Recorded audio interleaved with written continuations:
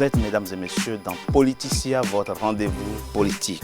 Il s'appelle George Floyd, 46 ans. Il est noir, noir américain, afro-descendant et vivait à Minneapolis, dans le Minnesota, aux États-Unis. Ce 25 mai, l'homme a été assassiné par un autre Américain, mais blanc. Et c'est la goutte d'eau qui a fait déborder le vase. New York, San Francisco, Miami, Atlanta, Philadelphie, Chicago, Columbia, Los Angeles et j'en oublie. Les États-Unis s'embrasent. Mais que se passe-t-il véritablement? Quelles sont les clés pour comprendre ce mal-être profond dont sont victimes les Noirs aux États-Unis? Les manifestations actuellement en cours aux États-Unis réussiront-elles à bouleverser qualitativement l'establishment pour une Amérique plus égalitaire? Deux invités avec moi pour en parler. Jean-Claude et Félix Chikaya, vous êtes géopolitologue, chercheur à l'Institut de prospective et sécurité en Europe, sociologue êtes-vous également. Et vous êtes auteur d'une thèse sur les conséquences de l'esclavage et de la colonisation sur les rapports sociaux contemporains. Un continuum historique, c'est cette question que vous avez abordée dans votre thèse. Ancien maire adjoint, êtes-vous également à Bagneux en France? Merci. Merci Jean-Claude Félix Chikaya d'avoir accepté notre invitation. Jean-Bernard Bikim, analyste politique, vous êtes le président du think tank et Alpha Alliance Alternative Africaine pour l'accompagnement. Merci. Merci Jean-Bernard Bikim d'avoir accepté notre invitation. 25 mai 2020, George Floyd est appréhendé par la police. On le soupçonne d'avoir voulu régler son paquet de cigarettes avec un faux billet de $20. Derek Chauvin, c'est le nom de son bourreau, le menotte, l'immobilise par terre, écrase sans aucune pitié son genou contre sa nuque. Je ne peux pas respirer. Ce seront les derniers mots de George Floyd avant de perdre connaissance. La suite tragique, on la connaît. L'ancien président béninois, Nicéphore Soglo, du Forum des anciens chefs d'État et du gouvernement africain, n'est pas resté en marge de l'indignation planétaire. On écoute Nicéphore Soglo, on en parle après. Qui oserait ainsi, à visage découvert, traiter de la sorte, de nos jours, un Européen, un Arabe, un Israélien, un Indien, un Chinois, un Japonais, un Argentin ou un Chilien, etc. etc. Trop, c'est trop. Le Forum des anciens chefs d'État et de gouvernement d'Afrique est profondément choqué, indigné et dévasté par les crimes à répétition dont est victime la communauté noire aux États-Unis d'Amérique. Le Forum des anciens chefs d'État et de gouvernement d'Afrique en appelle à tous les gouvernements du continent africain pour élever une vive protestation contre l'ignoble mise à mort de George Floyd, tout en exigeant que les auteurs de ce crime et de tous les autres crimes du genre soient punis avec la dernière rigueur. Le Forum des anciens chefs d'État et de gouvernement d'Afrique invite le président des États-Unis d'Amérique à prendre de toute urgence les mesures adéquates pour mettre un terme à ces violences et à ces meurtres. Jean-Claude Félix Chikaya, commençons par le factuel. Comment comprendre qu'un homme dise « je ne peux pas respirer », agonise pendant 8 minutes 46 secondes et qu'un policier ne lui prête pas secours, pas plus que les 3 autres qui sont là, debout, à regarder la scène jusqu'à ce que George Floyd ne perde connaissance. Quel regard porter sur ce crime qui embrase les États-Unis? Je voudrais tout d'abord présenter mes condoléances à toute la famille Floyd. Je pense que tout le monde s'associera à ces très sincères condoléances. Oui. L'image de ce genou porté au cou de George Floyd pendant 8 minutes 46, avec parfois les mains dans les poches, la désinvolture d'un criminel, d'un meurtrier, avec son uniforme. Oui. Américain, USA. Yeah. George Floyd et tous les autres millions d'Américains payent dans leurs impôts la police aussi pour être protégée. Absolument. Pendant 8 minutes 46, il ne lui est pas venu une seule seconde le fait qu'il était en train d'étouffer Oui. George Floyd. Pour agir de la sorte, il faut aussi se référer à ce qui a pu conduire cet homme C'est ça. à faire cela. On y reviendra tout à l'heure, mais on est Absolument. obligé d'y venir un peu tout de suite. S'il n'y a pas l'histoire des États-Unis à l'encontre des Noirs, telle que les États-Unis se sont construits, il y a quelques mois encore, un Noir a été tué par Oui. la police. Il n'y a pas un seul endroit, ou très peu d'endroits aux États-Unis, où des Noirs américains n'ont pas un cousin, un proche, un frère, une sœur, un oncle, qui n'a pas été tué de mort violente par la police. Et ce, pas seulement depuis le début 2000, pas seulement au XXe siècle. Ça fait Depuis toujours. depuis toujours, sans anachronisme, sans passéisme. Donc c'est ce genou, cette image du genou de ce policier Oui. me hante le monde entier. Parce que ça aurait pu être n'importe qui. Ça aurait pu être vous, moi. En séjour Vous. aux États-Unis. Exactement. Moi, ou n'importe qui qui nous suit en ce moment. Le fait d'être noir aux États-Unis peut tuer. Jean-Bernard Bikim, puisque nous sommes dans le factuel et dans le décryptage des images que nous avons vues, comment comprendre cette indifférence de ce policier blanc par rapport à la douleur et à l'agonie de l'homme qu'il était en train de tuer peu à peu? Comment interpréter cette indifférence à la douleur d'un homme? J'avoue que je suis assez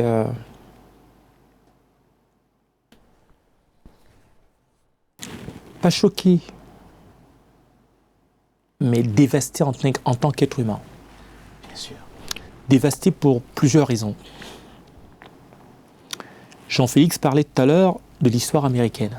Oui. Il faut rappeler que cette société s'est créée sur la base de la violence. Depuis le XVIe siècle, les Noirs sont traités comme des citoyens de deuxième catégorie, en dépit du 14e amendement qui garantit à tous les Américains cette citoyenneté et donc tous les droits. Comment peut-on accepter que la première démocratie au monde, je dis bien la première démocratie au monde, le pays qui dispose de la constitution qui respecte la séparation des trois pouvoirs et surtout qui garantit l'impossibilité d'un pouvoir de prendre le dessus sur notre pouvoir, qu'on en arrive à cette issue. Oui. Ça nous renvoie au malheur, au vice, de la ségrégation, la discrimination, les violences institutionnelles, mais surtout, ça dit quelque chose. Ça dit quoi, dites-nous? Ça dit que dans le monde tel qu'il est conçu, le monde contemporain, il y a une vieille notion qui génère la polémique et la querelle entre chercheurs. Je ne parlerai pas de la théorie du principe du privilège du blanc, mais je dirais plutôt la notion, nous avons vu sous les caméras les ravages de la notion du privilège de blanc. Quelqu'un décide d'appeler la police après avoir pris un soi-disant faux billet de $20. Admettons même que ce soit remet un le faux paquet billet. de cigarettes à George Floyd, Oui. qui rentre dans sa voiture. On vient le trouver en disant « Ah, le billet que tu as remis serait faux.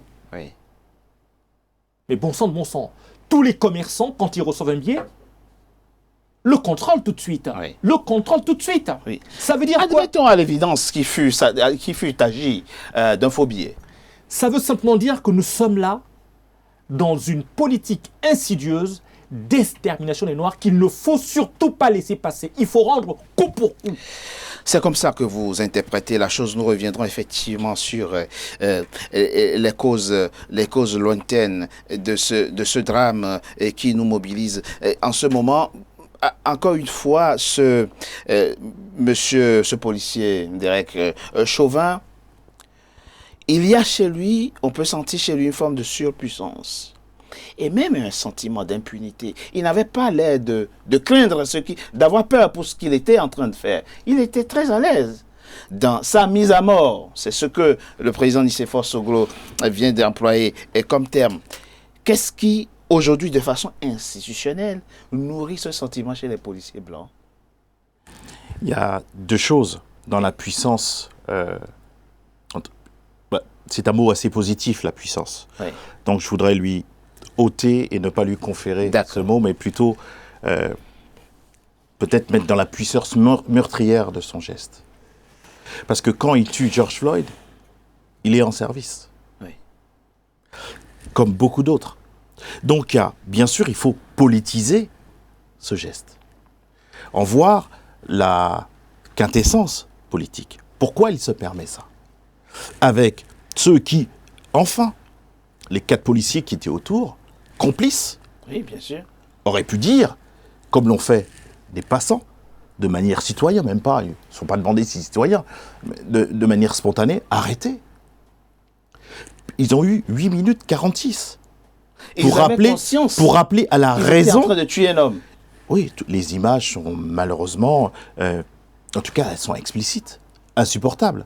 Donc, ce qu'on peut dire, c'est que il y a deux choses. Il y a le volet politique et ce qui est structurel, qui est intériorisé, intégré dans tous les compartiments de la société américaine à l'égard du noir. D'ailleurs, qu'on appelle des citoyens américains au XXIe siècle, encore des Afro-Américains, des Noirs américains. Si c'est un footballeur, on va dire un footballeur noir américain, un écrivain noir américain. Pourquoi mettre noir américain? Qu'on parle de George Bush ou de Donald Trump, on ne dit pas le blanc américain. Donc ça signifie qu'il y a un véritable problème qui est là, qui là été explicite. Que nous allons aborder et tout à l'heure. Mais avant, Jean-Claude Félix Chikaya, avant de passer à vous, Jean-Bernard Bikim. Quand on prend les 7 dernières années, de 93 à aujourd'hui, il y a eu plein de cas comme ça, effectivement, où des gens sont fusillés, même en jouant dans leur propre jardin. C'est le point de saturation. Le cas George Floyd, c'est l'Amérique noire qui atteint son point de saturation. C'est pour ça que ça déclenche toutes ces manifestations dans toutes ces villes. On peut même dire que c'est l'Amérique tout entière, parce que pour une fois, on a vu beaucoup de blancs avec les noirs. Il faut absolument sortir. le souligner. Alors, justement, pourquoi je disais tout à l'heure à dessein, les Afro-Américains, les Noirs. Donc mais l'indignation, elle est d'abord noire, hein, on est d'accord. Elle est d'abord noire. On est d'accord. Elle est d'abord noire, et il est très intéressant qu'elle ait eu des ricochets par l'intermédiaire de M. Soglo, qui a dit des choses très fortes. Oui. Parce que ce n'est pas le fait d'un voyage nouvelle frontière qui a mal tourné, le fait qu'il y ait des Noirs aux États-Unis, au Canada, en Amérique du Sud, aux Antilles, en France. Ils viennent tous du continent africain sur le plan historique. Donc il y a un lien intrinsèque. Donc quand un Noir voit ces images, ça nous touche au plus profond de notre être, avant même d'en avoir les explications factuelles, comme vous l'avez dit au début. Notre intuition historique, notre connaissance historique résonne. Je ne veux pas dire que ceux qui sont blancs, ça ne résonne pas de la même manière. L'indignation est parfois la même. Mais de manière intrinsèque et structurelle, comme on sait que c'est structurel, le retentissement, l'onde de choc, chez ceux qui sont noirs, africains, et qui vivent de par le monde, que ce soit à Fort-de-France, que ce soit au Brésil, à Berlin, à Vienne, à Bruxelles. Et là, l'onde de choc, les 8 minutes insupportables, ont rallié toutes les couleurs à l'extérieur pour manifester Et il faut célébrer d'ailleurs et applaudir tous ceux qui ont manifesté leur indignation. Absolument, et ce n'est pas encore fini. Jean Bernard Bikim, ça traduit quoi, ces manifestations, aussi bien aux États-Unis que hors des États-Unis, parce que c'est très rare. Nous avons dit tout à l'heure, il y a beaucoup de cas qui, depuis les années 90 jusqu'à... Il y a beaucoup de Noirs comme ça qui sont arbitrairement assassinés sans que leurs auteurs ne soient d'ailleurs... Assassinés, exécutés froidement, sans que les auteurs ne soient en fait sanctionnés. Et là, il y a quelque chose de particulier, quelque chose a pris. Comment expliquer ça? Quels sont les facteurs qui favorisent aujourd'hui cette mobilisation planétaire contre ce drame, puisqu'il a toujours existé? C'est la prise de conscience de trois phénomènes interpénétrés. Le premier phénomène, c'est, outre le massacre de George Floyd, il faut quand même rappeler que 90% de Noirs sont massacrés aux États-Unis par des Noirs. Donc nous-mêmes, il faut le dire. Bon, massacrés. Si. 90% d'homicides. C'est à peu près autour de 80, peu importe. Voilà. Ensuite, ça interroge le silence des Africains sur la colonisation, sur l'esclavage, sur le commerce triangulaire. Ces questions-là, les pays africains, les intellectuels africains n'ont jamais pris cette question à bras-le-corps. D'accord. Et pour en finir, c'est ce qui est des causes lointaines, on revient.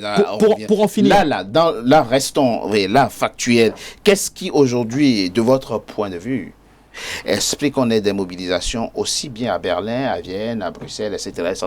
Et sans doute aussi dans certains États africains, dans certaines villes africaines, comme on va le voir dans les jours qui viennent. Qu'est-ce qui, encore une fois, je vous pose la question pour comprendre pourquoi ce n'est plus un problème américano-américain aujourd'hui.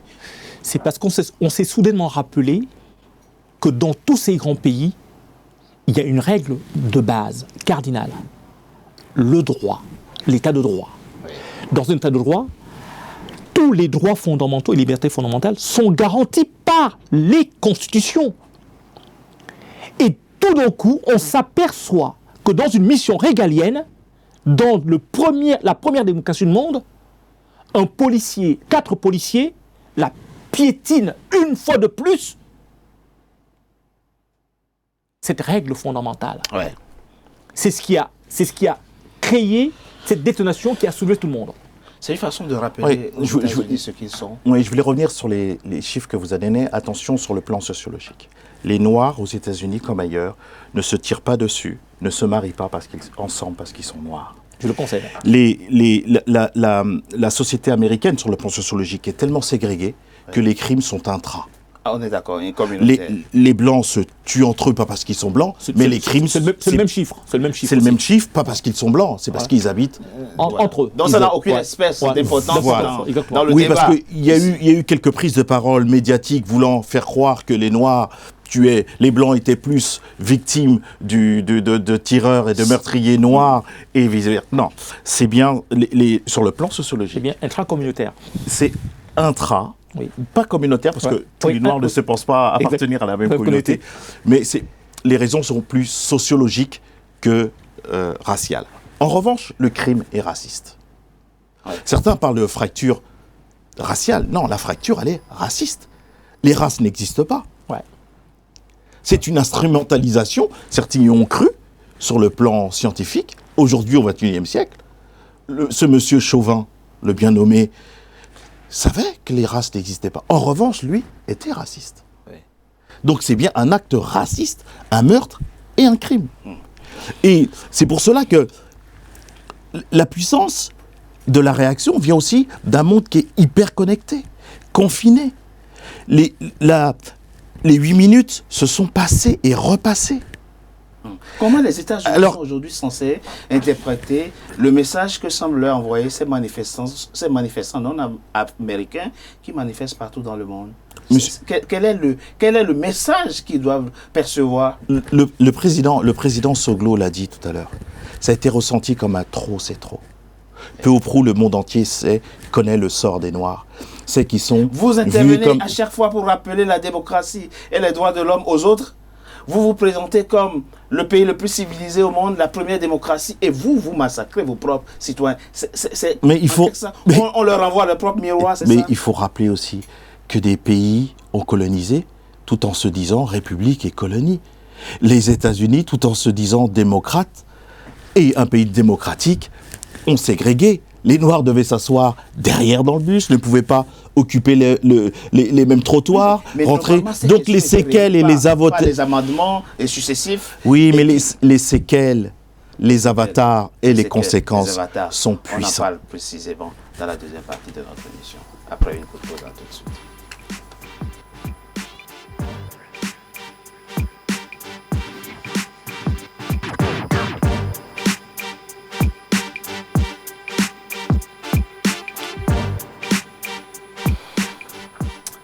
C'est la suite de Politicien, votre rendez-vous politique. Le numéro de ce jour est consacré au cas George Floyd, ce noir américain de 46 ans, assassiné ce 20 mai par un policier blanc. Un assassinat qui a entraîné l'embrasement dans plusieurs villes des États-Unis et même hors des États-Unis. Très rapidement, Jean-Claude Félix Chikaya, vous avez fait une thèse sur ces questions de discrimination, de racisme résultant du passé, enfin de l'histoire.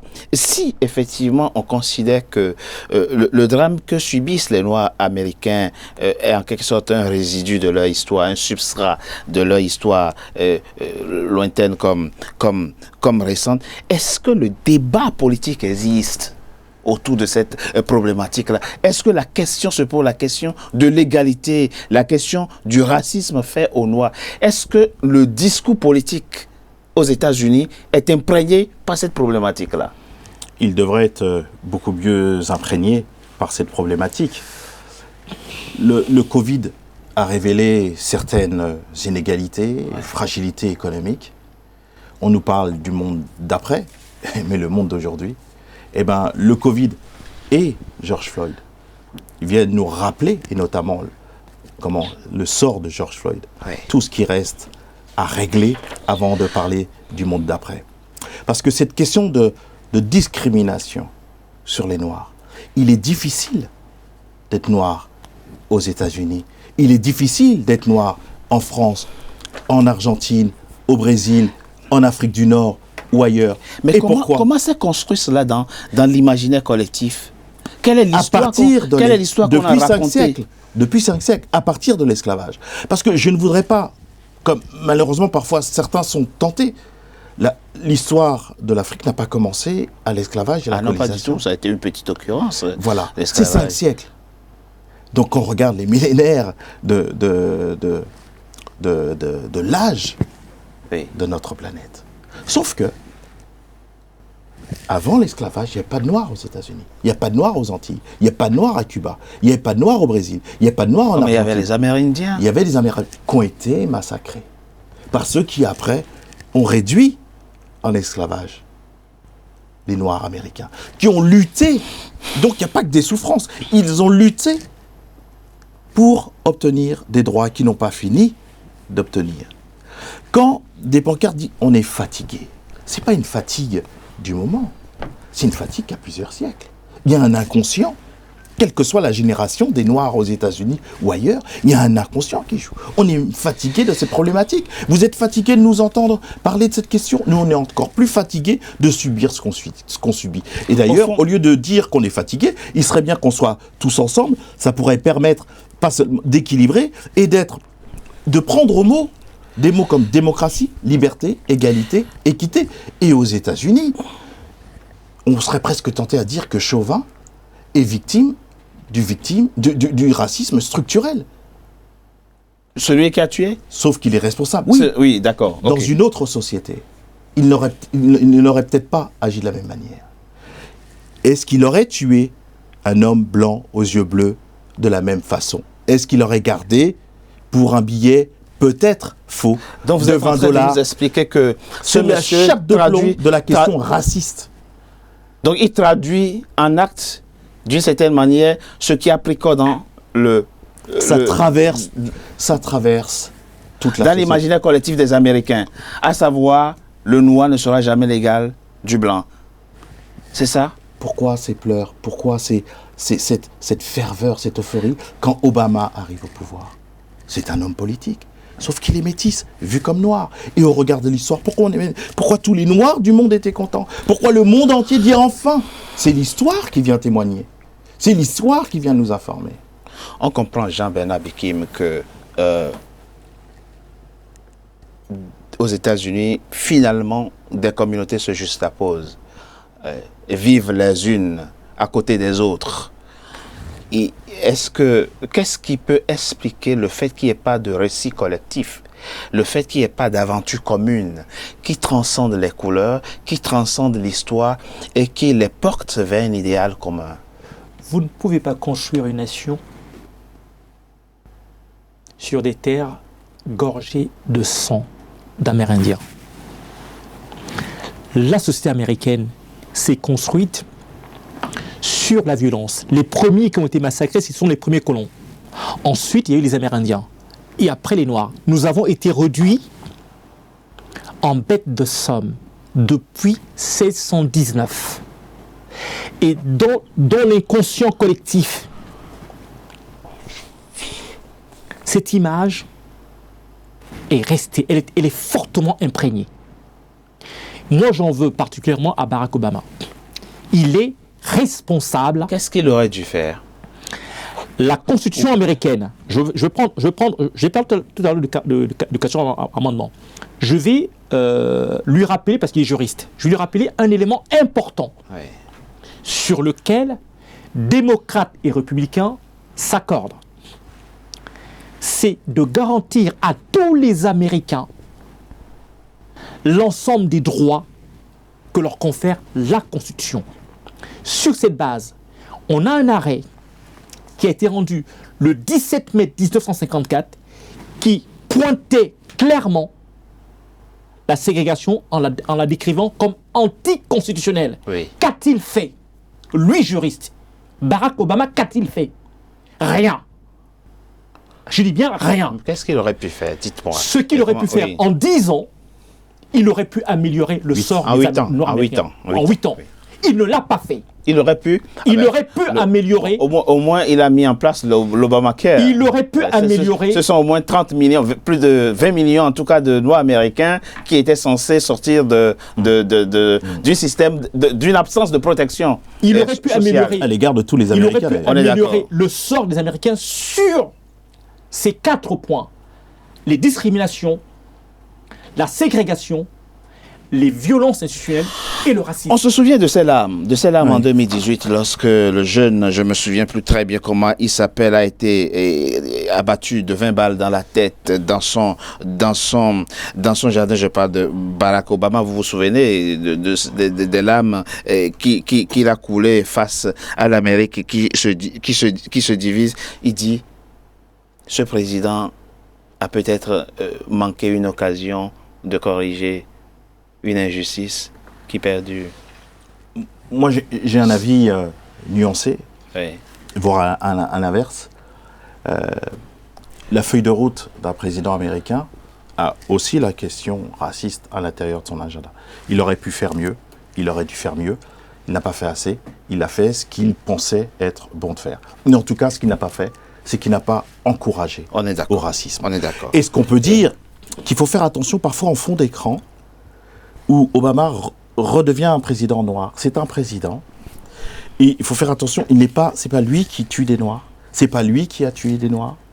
Et il faut faire attention aussi, ce qu'en fond d'écran, parfois, on impute, c'est comme si on imputait aux victimes, aux femmes, par exemple, de marcher avec une jupe courte. Bah, c'est parce que tu avais une jupe courte qu'on t'a agressé, qu'on t'a violé. C'est parce que tu étais homosexuel qu'il y a de l'homophobie. C'est parce que tu étais juif qu'il y a de l'antisémitisme. Je comprends ce que vous voulez dire. Peut-être il aurait dû raison. Il aurait dû faire mieux. Mais je vous ai demandé. Mais si on fait le bilan d'Obama, les deux frères, le fils et le frère Bush, Clinton, et on peut venir. On est d'accord de ce point de vue. Donc, on attendait beaucoup. On a été déçus. Le problème, c'est que Jean-Félix Tchikaya, c'est très important. Et d'ailleurs, si on fait un peu le parallèle, en France, on peut faire le même constat. Il aurait pu, en 8 ans, effectivement, mettre le problème sur la table. C'est vrai. Carte sur table. On est d'accord. Créer un discours politique. Et des actes. Qui prennent en charge cette problématique-là. Ouais. Ça veut dire quoi? Que Il y a aussi une Amérique conservatrice à laquelle il faut faire attention, c'est ça finalement. Oui, exactement. Il l'a vu à ses dépens sur l'Obamacare, qui aujourd'hui est appelé de ses voeux par l'ensemble des Américains, ou presque, qui, ça a été un des éléments de courroux, ou presque son discrédit sur son mandat, alors que une société vive sans sécurité sociale, après un Covid ou pendant, on voit bien ce que cela donne. Donc c'est bien une situation politique, sociale, économique, philosophique qu'il faut revoir. Et elle vient de manière paroxystique avec ses 8 minutes 46 et la mort de Floyd, s'inviter, convoquer le président Trump, qui n'est d'ailleurs pas du tout à la hauteur des enjeux. Et c'est important ce que vous dites. Il souffle sur les braises, il met de l'huile sur le feu. Mais avant qu'il arrive, il y avait déjà le feu. Et il y avait déjà les braises. On ne peut pas dire qu'il fait des efforts pour c'est plutôt le pompier pyromane. Pour l'éteindre. Mais ce qu'il faut aussi constater, et qui peut-être nourrit aujourd'hui, ou du moins peut servir d'élément explicatif par rapport à l'embrasement qu'on observe aujourd'hui, c'est la résurgence d'une forme de suprémacisme blanc ouvertement exprimé dans ce pays. Qu'est-ce qui se passe? Mais le complexe, il n'y a pas de victime héréditaire, il n'y a pas de bourreau héréditaire. Mais il y a quelque chose d'atavique, c'est-à-dire l'hérédité de se croire supérieur, qui construit tous les éléments qui vont conduire à discriminer. Il y a même des Noirs qui vont intérioriser et qui vont douter d'eux-mêmes, ça va induire un doute capacitaire. Ils vont parfois s'auto-discriminer, s'auto-censurer, s'auto-empêcher d'évoluer. S'auto-empêcher, et parfois même... Parce qu'on les a réduits au néant. On leur a dit, vous n'êtes rien et vous ne serez jamais rien. Au néant, aux moindres responsabilités, à l'infantilisation. Qu'on parle des États-Unis, tous les âges étaient dehors. On parle des jeunes noirs américains. Est-ce qu'il faut être jeune, noir, américain pour être indigné par la mort de George Floyd et par cette histoire qui a une récurrence dans l'histoire mondiale? Comment ces manifestations vont-elles évoluer comme de par le passé et finiront par s'estomper? Non, je crois qu'il y a une détermination qui vient de se soulever, de se raffermir. Ça ne veut pas dire qu'elle n'existait pas avant, parce qu'il faut remercier les Malcolm X, les Martin Luther King, les anonymes, tous ceux qui nous permettent aussi de parler librement aujourd'hui, et tous nos parents, nos grands-parents, qui eux aussi, il faudrait peut-être, sur ce point-là, les applaudir tous les soirs, amateurs, qui nous permettent de vivre librement, ouais. Et qui nous demandent et qui nous convoquent de continuer le combat. Les manifestations, qu'elles continuent, parce qu'elles manifestent quoi? Elles manifestent pas seulement un mécontentement, elles manifestent le droit à la vie, le droit à l'accès au droit. Que dire de la gestion que fait Donald Trump, le président américain, de cette crise, de ces manifestations? On a vu, dès les premiers jours, il a menacé de faire descendre l'armée dans les rues pour répondre aux manifestants, notamment aux pilleurs qu'il était en train de stigmatiser. Mais quand Donald Trump dit « je fais descendre l'armée dans la rue », on sait très bien, c'est pas pour aller faire du pique-nique avec les manifestants. C'est l'inversion complètement de la menace. Qu'est-ce que vous pensez de la gestion qu'il fait de cette crise, puisque c'est de ça qu'il s'agit? Moi, je pense qu'il faudrait mettre dos à dos républicains et démocrates. Pourquoi les mettre dos à dos? Rien ne peut expliquer que la première démocratie au monde, je dis bien la première. Bon, la première, c'est eux qui se proclament, qui s'autoproclament la première démocratie au monde. Alors que l'histoire dément quand même cette occurrence, mais bon. Entre guillemets. Allons-y. Entre guillemets. Ouais. Il n'y a pas d'unité de mesure, vous voyez. Qui dispose de tout ce qu'on était de droit, digne de ce nom de avoir, ne puisse pas permettre à l'ensemble des composantes de sa société de jouir des mêmes droits. C'est la question centrale. C'est le combat de Luther King. C'est le combat de Malcolm X. C'est le combat des esclaves qui se rebellaient. C'est cette question, elle ne s'est jamais éteinte. Et il va bien falloir à un moment donné que les gens s'élèvent partout en disant ça va être, désormais c'est de la loi du talion. Une dent pour une dent, un œil pour un œil, une vie pour une vie. Pour qu'enfin tout le monde puisse jouir des mêmes droits. Oui. C'est malheureux à dire, mais ça veut dire que pour que ces violences s'estompent, je vais dire ces manifestations et ces pillages s'estompent, il faut une parole présidentielle qui rassure. Il faut que Trump parle, puisque c'est lui le président de la République. Il faut que les foudres du droit s'abattent sur tous les assassins au sein de la police, de l'armée. Tous les assassins doivent frapper durement par la loi pour casser cette mauvaise dynamique qui est lancée. Ça nous permet effectivement d'aborder dans la troisième partie de notre émission les réponses structurelles, politiques et même judiciaires qu'il faut apporter à ce phénomène qui visiblement indigne les Américains, mais pas seulement. Mais ce sera après une coup de pause. À tout de suite.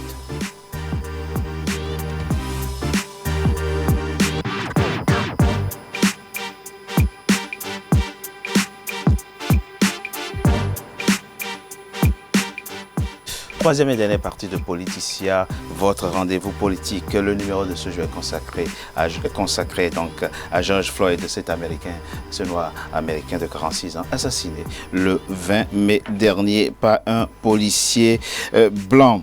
Pour de nombreux analystes, le durcissement de l'arsenal juridique peut être un moyen d'éviter les bavures dont sont victimes les Noirs américains de la part de policiers blancs. On écoute à ce sujet Kofi Afandé. Il est un ancien juge à la Chambre d'appel des tribunaux pénaux internationaux pour l'ex-Yougoslavie et le Rwanda, ancien conseiller juridique au Conseil de sécurité et à l'Assemblée générale des Nations Unies. Il est par ailleurs consultant en réforme juridique, état de droit et justice transitionnelle. En général, les policiers blancs qui causent la mort des personnes de race noire échappent à la condamnation aux États-Unis. Par contre, en juin 2019, un policier de race noire a été condamné pour le décès d'une personne de la race blanche.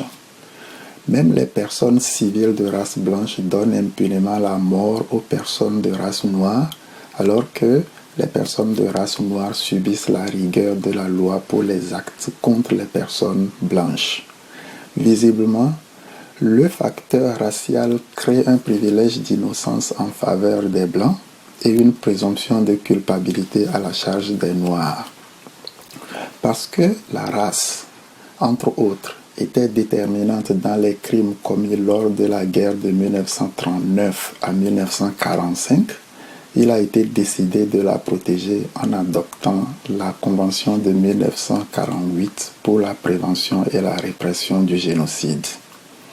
Mais se contenter de faire de la race uniquement une circonstance aggravante serait problématique, puisque cela suppose que la culpabilité soit prononcée avant de s'interroger sur l'aggravation de la peine à infliger. La conséquence serait que les juges et les jurés soient portés à acquitter les auteurs pour ne pas devoir se prononcer sur l'aggravation devant être déduite de la race de la victime. La meilleure solution serait que les lois aux États-Unis soient réformées pour protéger la race réellement en faisant un des éléments constitutifs de certaines infractions. Certes, il ne s'agit pas d'aller jusqu'à consacrer la qualification de génocide qui suppose d'autres éléments constitutifs supplémentaires que je ne saurais énumérer et développer ici. Alors, l'ancien juge du TPIR et du TPY, Kofi Afandé, dit quelque chose à la fois intéressant et frappant. Dans le fonctionnement actuel de la société américaine, la couleur noire confère aux Noirs une présomption de culpabilité. Parce que vous êtes noir, vous êtes a priori coupable de ce dont on vous accuse, quitte à constater après que vous êtes innocent. De toute façon, parce que vous êtes noir, vous êtes a priori coupable. Et l'inverse pour les blancs. Le blanc, la couleur blanche confère aux blancs une forme d'innocence a priori. Et il propose qu'il faut criminaliser la race, c'est-à-dire l'atteinte en fonction de la race. Et la question c'est comment y arrive-t-on aujourd'hui, puisque il faut, c'est ce qu'il dit, faire du facteur racial un élément constitutif du crime, de l'infraction. C'est ça la réponse qu'il faut apporter au plan judiciaire. Je suis tout à fait d'accord avec lui à 1000%. Pourquoi ? Au moins temporairement, tout pendant que ce problème n'est pas réglé, oui, il faut que la loi soit extrêmement dur. Ne pas seulement compter sur la volonté intellectuelle ou sur la volonté de respecter le noir. Ou sur les vidéos. Ou sur les vidéos. Ou si George Floyd, s'il n'y avait pas eu de passant, tout le monde a compris. Ce qui est intéressant dans ce qu'il dit, c'est qu'il met la loi, c'est d'ailleurs son élément premier, son objectif, au service du citoyen, en regardant en face la société, en face les États-Unis, en face l'histoire des États-Unis et leur impact. C'est pour ça qu'il est important aujourd'hui, parce que disait la ségrégation, que disait l'esclavage? Vous naissiez blanc, la loi vous convoquait à être raciste, la loi vous convoquait à être violent. Vous naissiez noir, la loi vous convoquait à être esclave. La loi vous convoquait à vous laisser piétiner. La loi vous convoquait à réduire votre destin et votre spectre. Aujourd'hui, sans anachronisme, pourquoi les Noirs disent qu'ils sont fatigués? C'est pas de la victimisation, jaunie ce terme. Oui. C'est parce que dans tous les domaines de la vie, du noir, vous tombez, vous voulez un logement, il y a souvent des discriminations. Oui. Vous voulez un travail, partout, dans tous vos domaines. Donc c'est fatigant. Donc il y a un coût COUT, même coût COUTS, et un coût COUP. Et il y a des coûts, il y a même des meurtres. Donc la loi doit le prendre en compte, comme il l'a bien dit, ce juriste, et l'introduire dans la loi. Et quand le problème sera réglé, on enlève cette loi. On pourra même enlever, on pourra même ne plus dire Afro-Américains, ce seront des Américains. Ouais. On n'aura plus dire Noirs-Américains, des Américains. Donald Trump, on ne dit jamais le blanc américain. Intéressant. Donc il faut... La réflexion ici, voilà. Si nous étions dans la configuration que vient d'indiquer le juge Kofi Afandé, Derek Chauvin serait inculpé pour avoir tué un noir, tout simplement, disons des choses comme ça. Parce qu'il a donné la mort à un individu qui... Le facteur aggravant sera au regard la couleur de la peau devrait alourdir la peine à l'encontre de monsieur Chauvin. Il faut aller jusque-là. C'est vous qui parliez de réponse... Pareil pour les discriminations à l'emploi et autres. Il faut l'introduire. Mais dans les deux sens, hein, il faut... Dans les deux sens, on est d'accord. Dans les deux sens. On est d'accord, dans les deux sens. C'est vous qui parliez de réponse... Parce que ça traverse toute la société américaine, cette problématique. C'est vous qui parliez de réponse juridique, celle que propose le juge Afandé vous convient. Je rappelle que ce mercredi 3 juin, il y a une requalification de l'infraction commise par Derek Chauvin. On est passé d'homicide involontaire à meurtre. Mais visiblement, ça ne semble pas encore calmé. Des deux côtés, mais sauf que les Blancs, honnêtes, disent bien... Moi, on ne me refuse pas un logement parce que je suis noir. Je n'ai pas un genou pendant 8 minutes 46 parce que je suis blanc aux yeux bleus. Et ainsi de suite. Voilà. On ne vit pas la chose de la même manière. Léon Duguy, faut-il le rappeler, si c'est un théoricien du droit qui pose la science juridique et le droit comme élément de sociabilisation ou de règlement des rapports inter-individuels et intersociaux. C'est ça qu'il faut. Régler ce problème par le droit. En attendant de passer par l'éducation, la sensibilisation. Tous les domaines sont convoqués. Etc. Il faudrait rappeler aux téléspectateurs que ce que nous vivons aujourd'hui, c'est simplement parce que la Constitution américaine et la loi américaine ne sont pas appliquées en raison d'un hiatus qu'il s'appelle le privilège blanc. Qu'est-ce que c'est le privilège blanc? Le privilège blanc, c'est l'idée selon laquelle, en tant que noir, en tant que latino, je n'aurais jamais raison face à un blanc. Mais ça, c'est pas écrit dans la loi. Et justement, le 14e amendement... Jamais est trop absolu. Le 14e amendement... Non, on n'a jamais dit ça. Il est absolu. Garantit à tous les Américains, je dis bien tous les Américains, qui soient les migrants européens qui ont massacré, assassiné, exterminé les Amérindiens, les mêmes droits. Absolument. Or, pour que l'état de droit puisse se déployer sur l'ensemble des territoires, il faudrait bien qu'on vérifie que les trois pouvoirs s'exercent normalement, qu'il n'y en a pas un qui prenne le pas sur l'autre, ce que la Constitution américaine garantit avec le check and balance, et que dans les différents États, que cette prééminence de la Constitution s'applique. Or, c'est là où nous revenons à la guerre. Quel est l'élément ou la disposition des amendements qui est violée au fond? ou du moins qui n'est pas appliqué, Alors, selon vous? le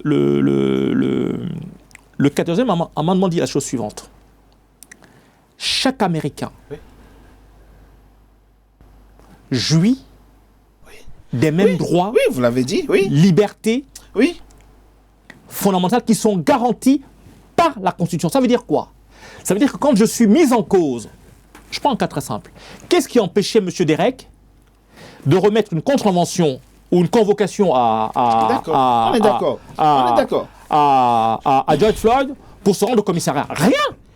Alors, ce qu'il dit est complexe, hein, on est d'accord. Il aborde une problématique complexe. Les discriminations ne sont pas codifiées. Ce n'est pas, la loi ne discrimine pas. Oui. La loi consacre l'égalité de tous, une forme d'équité.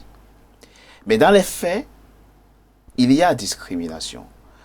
Et là où ça devient complexe, c'est cette discrimination vient être nourrie par l'histoire, par l'aventure commune qui a fait des uns les supérieurs des autres.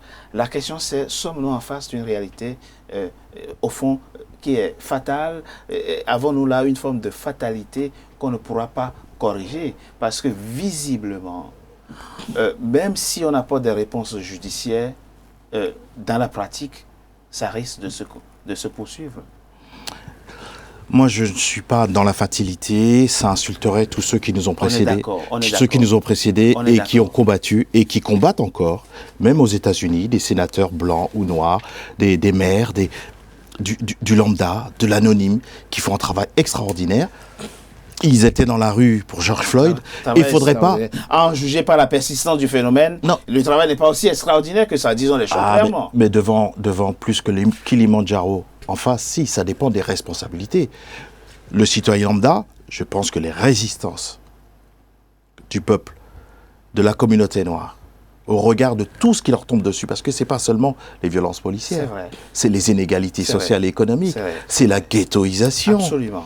C'est un amoncellement. Le Covid est tombé. Et ils ont été majoritairement emportés. Majoritairement. Et ce n'est pas le Covid avec un GPS qui a fléché les Noirs. C'est tout ce qui était antérieur à son arrivée sur les États-Unis qui, malheureusement, on appelle ça la comorbidité, donc ils étaient plus fragiles. Sur les responsabilités politiques et juridiques, là, bien sûr, rien d'extraordinaire n'a été assez fait. C'est pour ça qu'il faudrait une dureté, une extrême sévérité, et même plus, criminaliser, faire une redondance, criminaliser tous ces crimes. Mais il faut aussi également que, comme ça touche tous les domaines, monter en gamme. Que ce soit sur le plan de l'éducation, le plan de la philosophie et autres.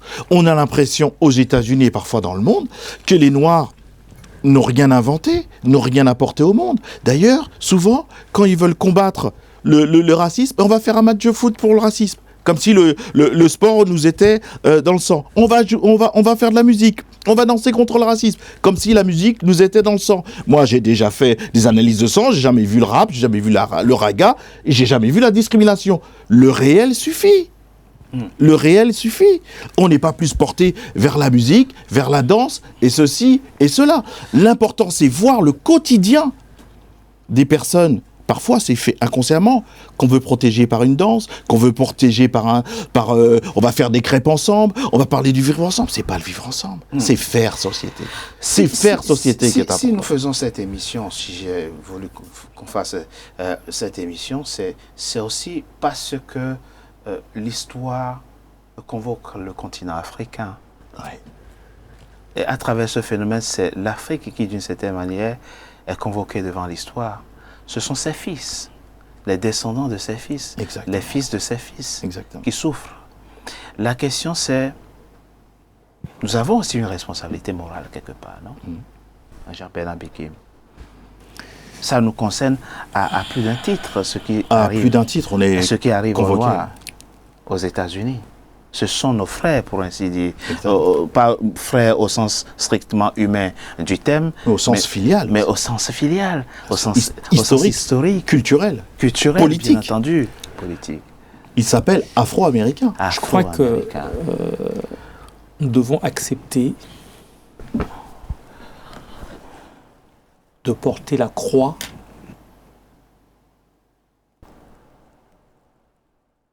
de la traite négrière. Parce que c'est nous, à la base. Ce sont nos rois. Ce sont les chefs de village. Moi, je ne sais pas ce que je pense. C'est nous qui avons organisé les razzias pour que les gens se retrouvent comme des bêtes de somme. C'est une façon de voir. Nous ne pouvons pas. C'est une lecture qui n'est pas en phase avec la réalité. Nous ne pouvons Parce qu'il faut interroger les conditions dans lesquelles étaient organisées les razzias. La corruption, il faut des corrupteurs. On est d'accord. Nous ne pouvons pas, aujourd'hui, Mais c'est un discours que... taire cet aspect de choses. Je sais que c'est dur, mais il faut l'entendre. Ah, bien sûr, bien entendu. Nous devons des excuses aux Afro-Américains, aux Caribéens, aux Antillais, tant qu'ils seront maltraités, malmenés et massacrés. Sur la deuxième partie de votre propos, d'accord. On est d'accord. À 1000%. Mais sur le fond, nous devons trouver des voies et moyens pour pas endiguer, pas atténuer, mais réconcilier les différentes sociétés américaines pour qu'elles puissent faire enfin société ensemble, ce qui n'a jamais été fait depuis 1619. C'est la question de fond. Jean-Claude. Comment réconcilier ces différentes sociétés à l'intérieur d'une constitution. Oui. Jean-Claude Félix Tchikaya, ce que vous dites à sa part de pertinence, Jean-Bernard Bikim, et c'est un discours qui doit être entendu.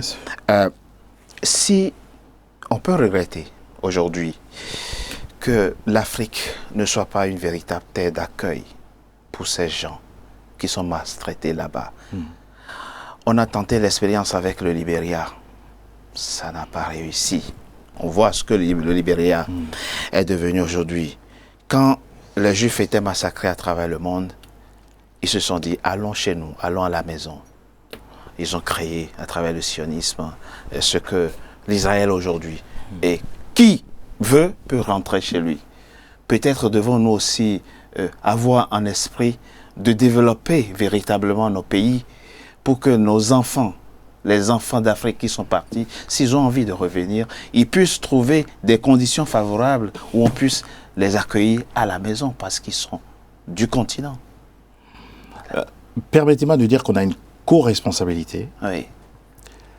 Les excuses, c'est vrai, devraient être faites sur le plan. Il y a une continuité de l'État, il y a une continuité historique, il y a un continuum. Mais je crois qu'il manquerait plus que ça. Oui. Que parce que des Noirs souffrent aux États-Unis, au Brésil, en France, aux Antilles, en Angleterre, au Canada, reviennent en Afrique. Non. Mais s'ils ont dit... Déjà, il y en a beaucoup qui reviennent déjà. La possibilité soit offerte. Absolument, c'est ce qu'on nous disons. Mais où qu'on se trouve comme tout être humain, on doit être considéré et respecté pour cela. Mais c'est vrai que les conditions, et là, c'est encore le politique, les 55 présidents qui sont peut-être convoqués à dire, est-ce qu'un retour est possible de manière factuelle? Pour ceux qui veulent. Pour ceux qui veulent. Est-ce que c'est possible? Est-ce que c'est souhaité? Est-ce qu'ils seront bien accueillis? Il faut peut-être créer les conditions. Parce que j'ai fait partie de mes études aux États-Unis. Oui. Il y a aussi des Noirs américains qu'ils se nomment Afro-Américains. Ils n'ont pas toujours de bienveillance pour les Africains noirs qui viennent d'Afrique. Donc il y a une somme de problématiques à régler. Il y a sans doute des ressentiments nommés par l'histoire. Ma mère est antillaise. Les choses avancent aux Antilles. Mais quand j'étais plus jeune, le fait d'être aussi africain n'était pas bien vu. Alors que 100% des Noirs qui sont aux Antilles sont descendus de ce bateau cruel. C'est une problématique complexe. Donc c'est une problématique qui touche tellement de choses. Il y a des progrès, mais il y a tellement de progrès qui restent à opérer.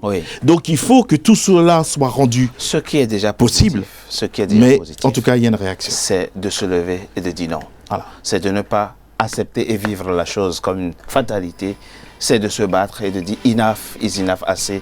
Continuer le combat. Il faut continuer le combat et ce combat-là doit avoir effectivement la contribution et le soutien de chacun de nous. L'Afrique, on sera présent. Absolument. Merci Jean-Bernard Bikim, président du think tank Alpha, d'avoir participé à cette réflexion, cette émission consacrée à George Floyd, cet Américain sauvagement tué ce 20 mai. Merci.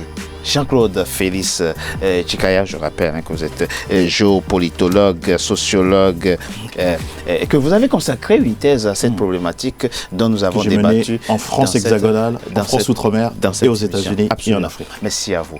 Merci. C'est la fin, mesdames et messieurs, de Politicien, votre rendez-vous politique. Nous vous remercions d'avoir été comme toujours nombreux à suivre. Restez fidèles au programme d'Africa 24. À très bientôt pour un nouveau numéro de Politicien. Merci à vous. Merci.